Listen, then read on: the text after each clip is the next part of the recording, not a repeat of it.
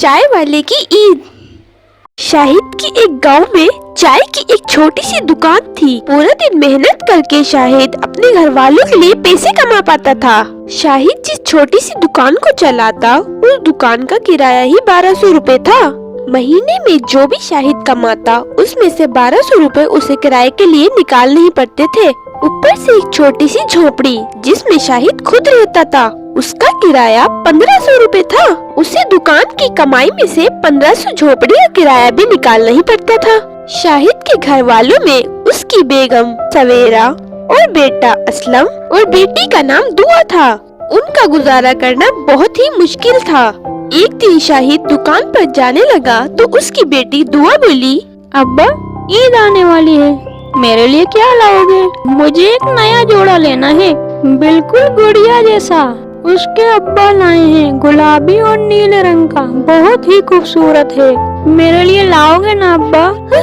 बढ़िया ही जोड़ा लेने वाली। अब्बा तो मेरे लिए नया पेंट कोट लाएंगे, देखना मेरे लिए लाएंगे अब्बा। शाहिद को अल्लाह पर पूरा यकीन था। दुकान पर जाते हुए वो रोजाना मस्जिद होते हुए जाता था। शाहिद जैसे ही चाय की दुकान पर पहुंचा, एक शख्स कुछ गुंडों के साथ आया और शाहिद से बोला, अरे ओ शाहिद मियाँ, हफ्ते के पैसे निकालो। पिछले हफ्ते भी मैंने तुम्हें छोड़ दिया था, पर आज तो मैं पैसे लेकर ही जाऊंगा। अगर तुझे दुकान चलानी है तो मेरा हिस्सा वक्त पर दिया कर। जमील भाई, मेरी इस महीने बिल्कुल भी कमाई नहीं हुई। अभी दुकान का और घर का किराया देना भी बाकी है। मुझे इस बात से कोई मतलब नहीं, मुझे तो अपने हिस्से से मतलब है। यहाँ बाजार में सभी दुकानदार मुझे अपनी कमाई का हिस्सा देते हैं, तुम्हें भी देना होगा। और फिर वो शाहिद को धमकी देकर चला जाता है। शाहिद को खुद से ज्यादा अपने घर वालों की फिक्र थी। वो अल्लाह को याद करता हुआ पूरी रात सोचता रहा। अगले दिन शाहिद उठा और जल्दी जल्दी में बिना कुछ बोले घर से निकल गया। वो मस्जिद जाना चाहता था, लेकिन जैसे ही वो मस्जिद के थोड़ा करीब पहुंचा, तो उसने देखा कि एक औरत जमीन पर बेहोश होकर गिर गई है और एक मासूम बच्चा उसके बराबर में रो रहा है। सब लोग तमाशा देख रहे थे, लेकिन कोई भी मदद करने को तैयार न था। शाहिद जल्दी जल्दी उनके पास गया, बैलगाड़ी वाले को रोका और उनको साथ लेकर अस्पताल की तरफ रवाना हो गया। और अस्पताल में जाकर डॉक्टर से कहने लगा, डॉक्टर साहब, ये खातून रास्ते में बेहोश होकर गिर गई थी, जरा देखिए तो इन्हें क्या हुआ है।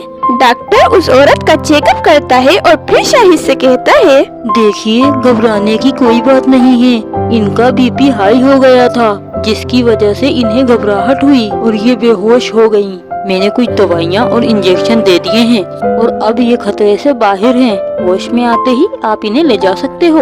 औरत को कुछ देर बाद होश आया तो उसने देखा कि उसका बच्चा एक आदमी की गोद में है। उस औरत को याद आया कि मैं बेहोश होकर गिर गई थी। वो उठकर बैठी और पूछने लगी, मुझे यहाँ पर कौन लाया? डॉक्टर ने जवाब दिया, ये आपको यहाँ लाए हैं। अगर ये आपको वक्त पर यहाँ नहीं लाते तो आप लोगों की जान खतरे में थी और आपके बच्चे की देखभाल भी इन्होंने ही की है। आपका बहुत बहुत शुक्रिया। मेरा नाम साइमा है। आपने मेरी बहुत मदद की और मेरे बच्चे का भी ख्याल रखा। आप बहुत अच्छे इंसान हैं। मैं आपका एहसान कभी नहीं भूलूंगी। शाहिद ने उस औरत को उसका गिरा हुआ पर्स वापस किया और कहने लगा, खातून, ये आपका पर्स गिर गया था। साइमा पर्स में से मोबाइल निकालकर अपने शोहर को फोन मिलाती है और सारी बात उसे बता देती है। और फिर साइमा का शोहर जल्दी जल्दी अस्पताल में पहुंच जाता है। साइमा के शोहर को देखकर शाहिद हैरान हो जाता है, क्योंकि साइमा का शोहर और कोई नहीं बल्कि जमील गुंडा होता है, जो शाहिद से हर हफ्ते पैसे हड़पता था। और फिर साइमा जमील को सारी बात बताती है। साइमा की बातें सुनकर जमील बहुत शर्मिंदा होता है और कहता है, अरे शाहिद, मुझे माफ कर दो यार। आइंदा मैं कभी तुमसे पैसे नहीं लूंगा और आज तक मैंने जितने तुमसे पैसे लिए हैं वो सभी तुम्हें आज लौटाता हूँ। और फिर वो शाहिद को सारे पैसे लौटा देता है। और फिर शाहिद जमील से कहता है, अरे जमील भाई, कोई बात नहीं, मैंने आपको माफ कर दिया। और फिर शाहिद घर आकर अपनी बीवी को सारी बात बताता है। शाहिद की इन बातों को सुनकर उसकी बीवी भी शुक्र अदा करती है। अगले दिन शाहिद अपने घर वालों के साथ खुशी खुशी ईद मनाता है। अब शाहिद के हालात बहुत बेहतर हो जाते हैं और जमील भी अपने घर वालों के साथ अकरम के घर बहुत सारी मिठाइयाँ लेकर आता है। اور شاہد بہت سارے تحفے جمیل کو دیتا ہے اور بچوں کہانی ختم۔